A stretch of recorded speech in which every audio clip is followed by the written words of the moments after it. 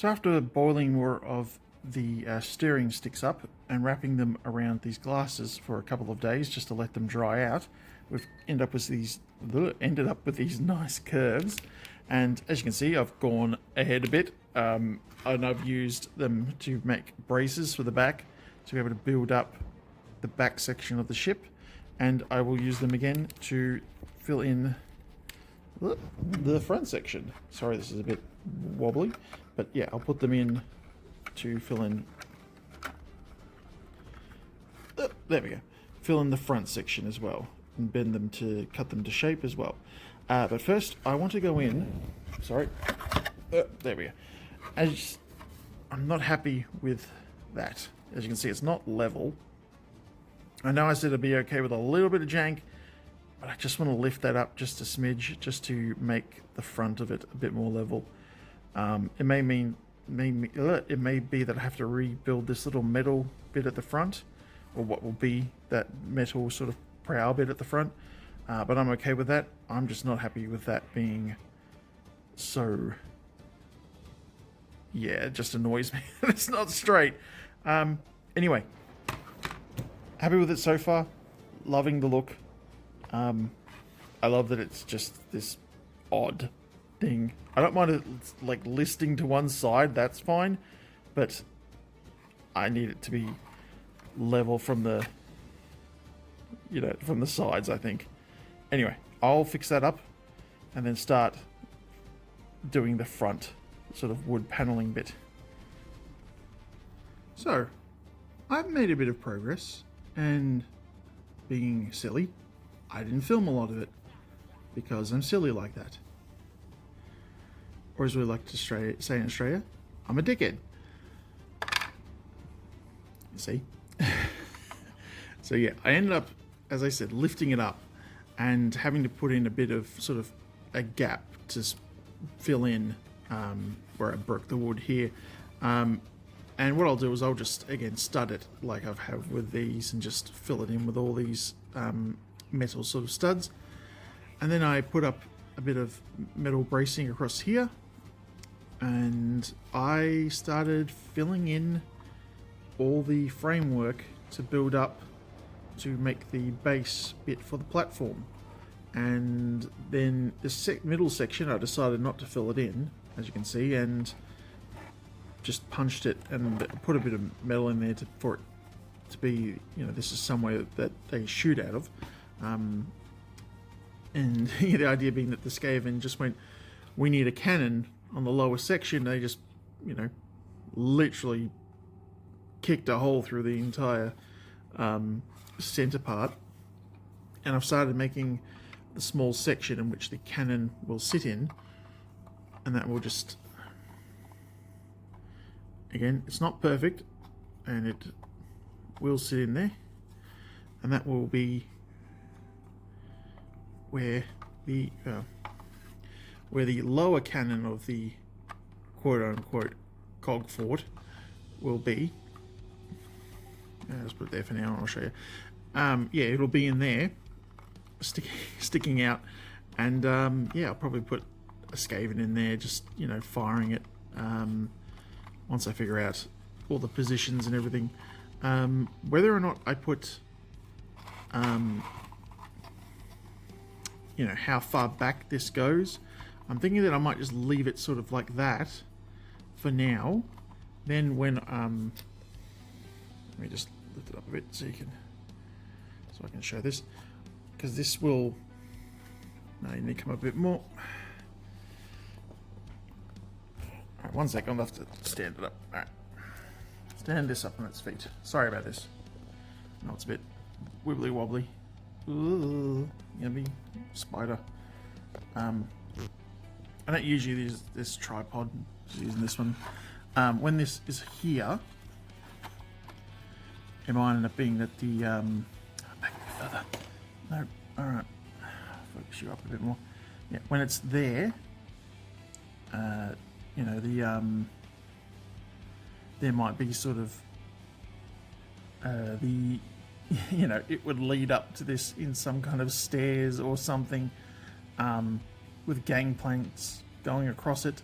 so that the Skaven can move around, as I've said. Yeah. Again, I could end up putting the, oh, there. Well, probably we'll see with the. I gotta put in the wheel mechanism or whatever. Where did I put them? I moved them over here. I'm sure of it. I'm not sure where I've left them. Oh. Oh, 1 second. It was right in front of me. It was right there. So yeah, the wheel sections.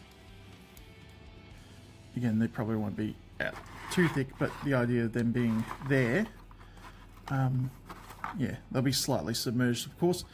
But yeah, I can have them standing up a lot further than what I thought originally. And I have ordered, as I suggested, a couple of zombies, and they'll be inside these walking. Do they necessarily need to be inside there walking? Because it's going to have like a warp engine, or a, you know, a warp stone, weird stone engine propelling it? No. But, you know, Skaven are kind of cruel like that, and I kind of like it. So there'll be one on either side of it, just walking away inside of it, sort of half submerged in the weird sea, you know, and maybe there'll be marine life in there with them. I don't know. So yeah, we'll see.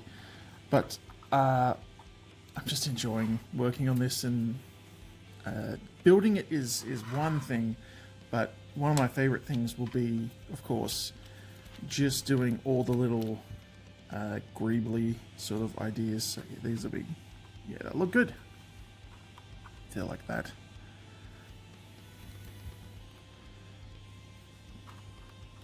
Yeah.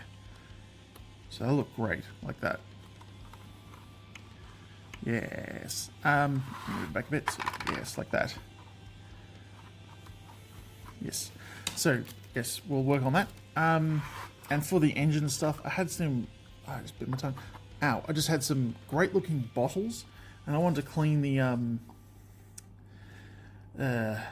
like not writing, the stickers off them, and I put them in some boiling water, and the bloody bottles they're misshapen, and they shrunk, and they were just destroyed. And I was so disappointed in that.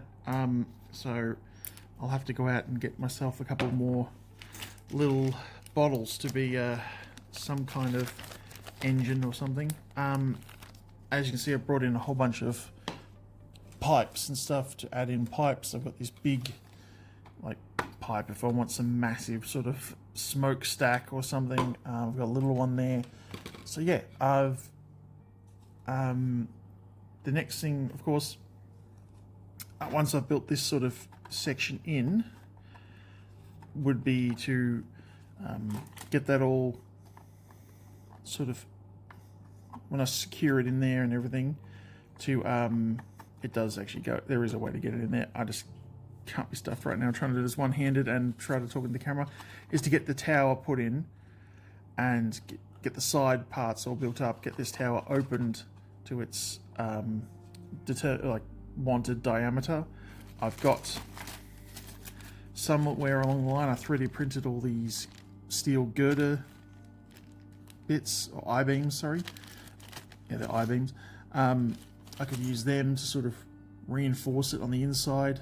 But yeah, once I get that tower in there, I can then build the standing platforms. Well, I might brick the tower first and then build the standing platforms, because the idea is that they just drop this in there. And then I can build, well, I'll build up a bit of the side wall and then break away at it and sort of have this sitting, you know, on it. But yeah. Whoopsie day. I'm happy with it. It's a great little project to be working on. Great little project. It's not little. It's actually probably the,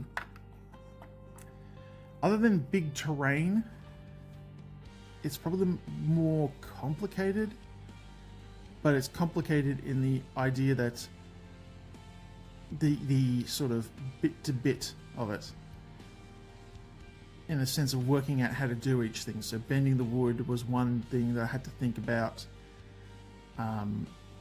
Fixing this up so it looks more proportional, and the next thing will be, of course, to be able to put stuff in to brace that so that it sits correctly. Then, of course, all this other stuff. I do have another thing to show off too. To be another thing that I'm testing out. But all of it's trial and error right now. So I'll grab that other thing that I'm talking about. Give me one sec. Okay, so one thing I wanted to do was, to represent the sort of, the ship itself, or the ship section of it, moving through the sort of aether that they bring in, was to create a bit of splash sort of effects. This is using the water effects. So these are like the old water effects from Woodland Scenic. So I've mixed in a bit of realistic water just to make it a little bit more like gelatinous, I suppose is the best way to put it. So that it I was able to actually make the effects with it. And you see, I've tried a bunch of different colors and different things, and hopefully with them, I'm going to leave them like still to dry, and then hopefully I can then sort of build them up and add a bit more on top of them to make them look like thicker sort of waves. And I've done those ones to try out if they would take color, and then I've got these ones here that they're clear, and they, as you can see, they've still got bits of white, so they're still drying. And I did some more clear ones as well. And again, the clear ones, I'll see if you can actually sort of tint them with inks, or with what are they called? Contrast paint. I can't speak. Contrast paints, like, or is it Tesseract Glow? I think maybe try like that. Is it a contrast paint? Got it here. Oh, it's a technical paint. It's the Tesseract Glow, but try to maybe even tint them with that and see how that goes. So yeah, I'll give that a shot. And again, this is all, as I said, testing. So yeah, maybe this, like the green one, might not work out. And again, pretty easily, I just used, I still have some of the good old Waywatcher green. So I just poured some of that into it and made these waves. So yeah, this was using the Tesseract Glow. So yeah, they look a little bit darker on film than they actually are. They're actually a little bit brighter, and they look like, originally they were very, very white. Now they've gone see-through, but I'm really happy with, like, some of these. Again, I can just cut that in half and then be able to use as splashes. Some of these are, like flicking effects, and some will be, again, I could cut it or whatever I need to do to make them into whatever. But again, this is like layer one. I could put more layers on it. I could add a darker shade. But I just wanted to see if I put it on, can I get it off this? And this is just baking paper. I don't know if I'm supposed to use wax paper instead. But you know what? I'll give it a shot, see how it comes out. And if it works, it works. If it doesn't, oh well. I'll have to get some wax paper. So I'm sure it works on wax paper.